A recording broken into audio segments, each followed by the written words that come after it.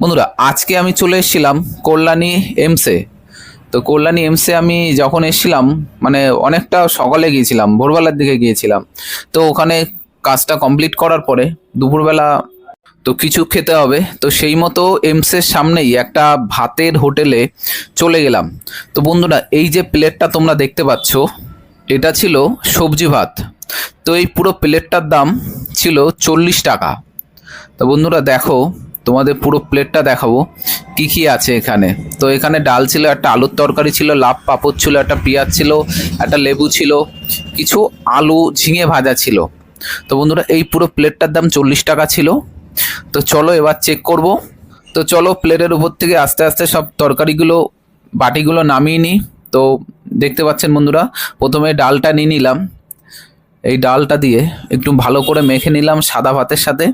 একটা লাভ পাঁপড় নিয়ে নিলাম, নিয়ে লাভ পাঁপড়ের একটু টুকরো নিয়ে নিলাম। এর সাথে দেখুন আর একটু সবজি নিয়ে নিলাম। নিয়ে বন্ধুরা একটু ভালো করে সাদা ভাতের সাথে মেখে মুখের মধ্যে চালান করে দিলাম। যেটা দাম, যে 40 টাকা দাম, সেই 40 টাকায় মোটামুটি ঠিক আছে, বেশ ঠিকই আছে। আমার সাথে দেখুন আমার গিন্নি ছিল। বন্ধুরা এবার চলো আলুর তরকারিটা টেস্ট করি কেমন হলো। তাই একটু সাদা ভাত নিয়ে নিলাম, আলুর তরকারি নিয়ে নিলাম, আর একটু লাভ পাঁপড় নিয়ে নিলাম। নিয়ে এটা মুখের মধ্যে চালান করে দিলাম। মোটামুটি ঠিক আছে, আলুর তরকারিটা একটু মানে ঝাল ঝাল টাইপের, বেশ ভালোই লাগলো, ঠিক আছে মোটামুটি।